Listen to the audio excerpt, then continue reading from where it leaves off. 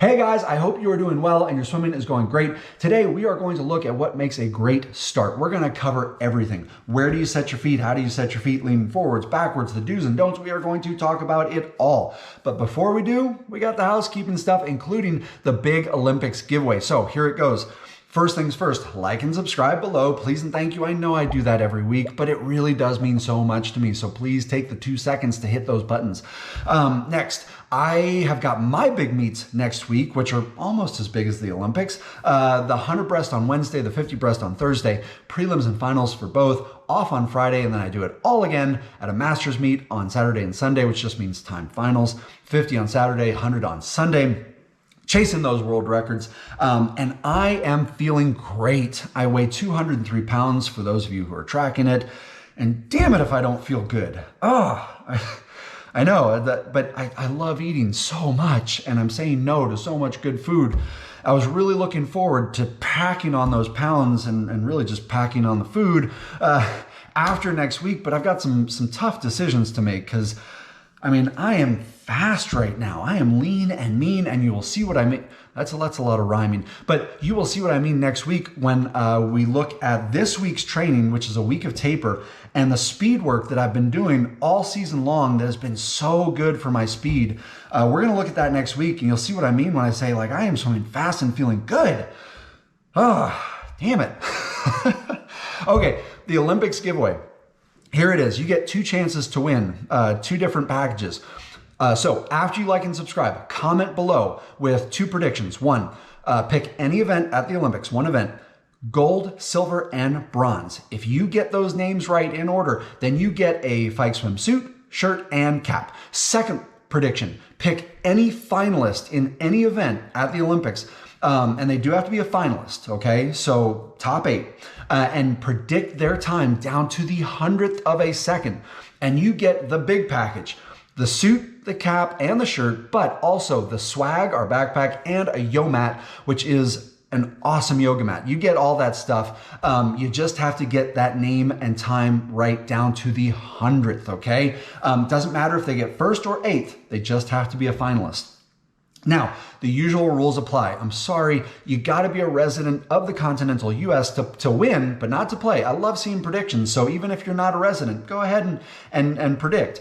And you've gotta get your prediction in before the Olympics starts. So let's say next Thursday, noon Central Standard Time, okay? That's it. While the intro music plays, go ahead and knock out those predictions. I will see you on the other side of it where we will talk about starts.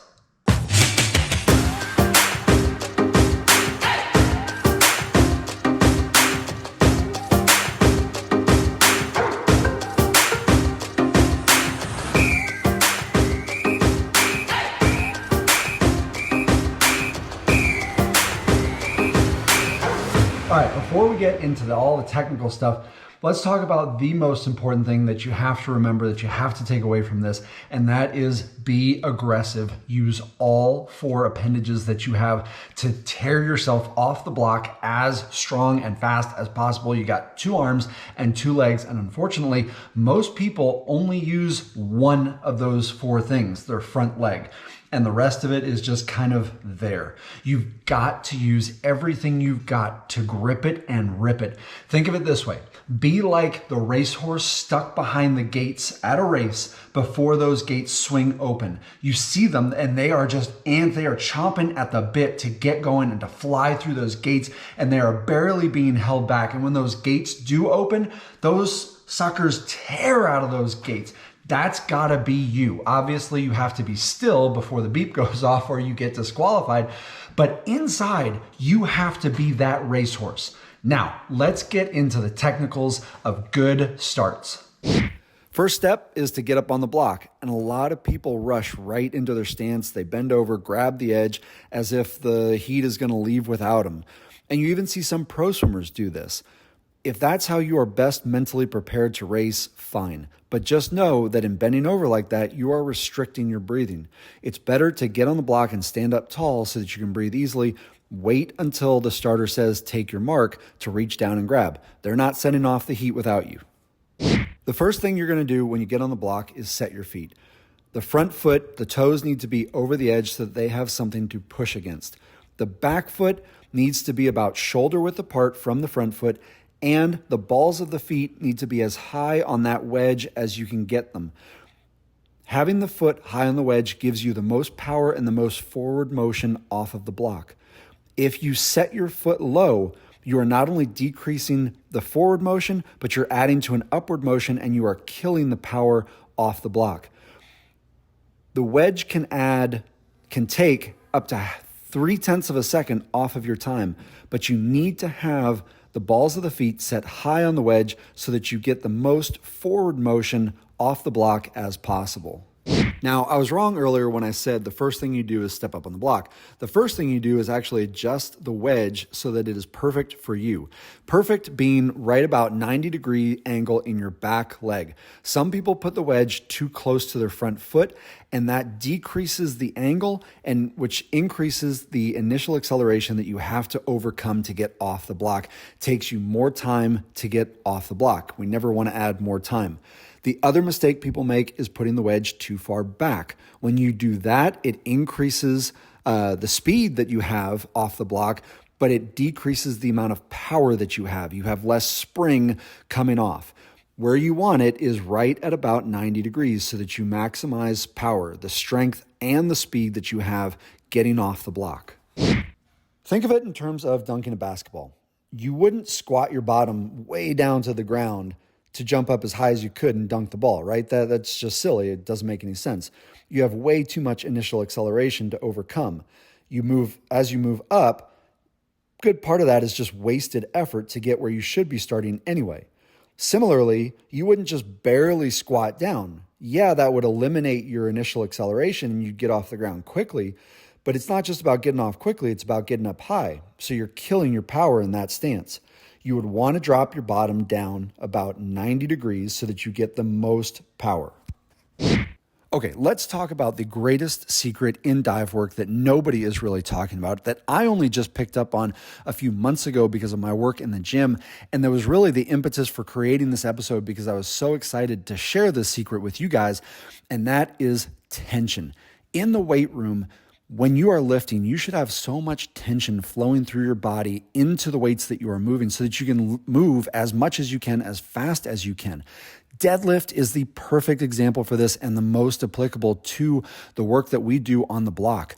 When you reach down to grab the bar for a deadlift, before you move any weight, you should have so much tension filling your lats, flowing down through your arms into the bar such that you are trying to bend the bar around your legs, taking the slack out of the weights before you move a muscle to execute any part of the deadlift. Same thing in a start. Let's hit play on this, and you're going to see that when I step up, I fill my lats with tension, I clench my fists, and I want to take that tension down into the block just like it is a deadlift bar. So when the starter says, take your mark, I am gripping the heck out of that block and ready to rip it off, raring to go like that racehorse that I was talking about earlier, stuck behind the gates. And when the beep goes, all of that tension just gets released into an explosive, powerful start, flying off the block for great distance and speed. When you reach down to grab the edge of the block, the big question I get asked is, do you lean forward or do you lean backwards? And the answer is, it depends on who you are. If you are smaller, not as strong, but you got good reaction, then you might lean forward to take advantage of that because you will get off quicker. However, you're not going to get as much pull on the block with your arms or as much push on the wedge with your legs, and so you're not going to be going through the surface with as much force as somebody who leans back a little bit to take advantage of maybe being bigger and stronger because they are pulling on the block, they're pushing on the wedge, they're getting off maybe just a little bit slower, but they're going through the water with a lot of force.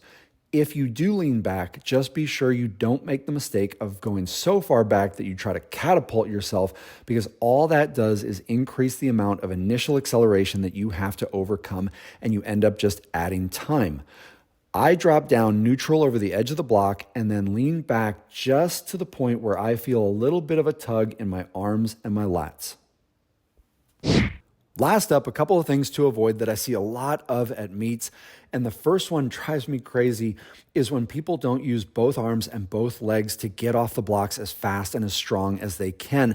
And they simply move their arms forward into a streamline very delicately, like the arms are completely worthless and incapable of doing anything more than moving into a streamline. Grab the frickin' block, rip the hell out of it like you care, like you want to get to your race as fast as you can. Second thing is, when you lift your head, as most people do, including myself, don't throw the head up because it is capable of changing the direction of your momentum. We don't want to go up, we want to go forward. When you pull back on the block, your arms are going to be back here and they've got to get back forward to be in a streamline. So you have two choices. You can slide them forward or you can fly them around. This one looks really cool, but it's personal preference. For me, flying them around kind of bothers my shoulders a little bit, pinches something, so I just slide them forward. Last thing you've got to know about starts is that they are very taxing on your body. This is not something that you spend 30 or 45 minutes doing at the end of practice, 10, 15, 20 starts. You should hit start fatigue very quickly because it's a full body, explosive, aggressive movement. It takes a lot out of you. And if you are doing more than 6, 7, maybe 8 on a heavy day, you're gonna feel it the next day. In shooting this video, I did maybe 12 dives, and the next day, my left hamstring was on fire. So definitely not something you hit hard the day before a meet or you're gonna be sorry. Do it regularly throughout the season. All you need is 3, 4, maybe 5 throughout the season and you'll be good to go. So I think that is everything we could possibly cover on dives. If somehow I missed something, I'd be curious to know. Let me know in the comments below with your predictions. Don't forget to do that. Oh my gosh. Last week, I told you guys we were coming out with new suits. I almost signed off completely forgetting about the new suits. Well, here they are. We got Ember Glow, Fuchsia Fusion, and Ruby Reef. And as I say those names out loud, I realize I may have spent too much time looking at paint colors, but they are awesome suits. Seriously, I cannot wait to get one of each. Go check them out. Even if you don't win the giveaway, go get yourself one. You will not be sorry. They are awesome. So, let's get excited for the Olympics. I can't wait to talk through them with you guys. Until next time, good luck with your swimming. Swim different.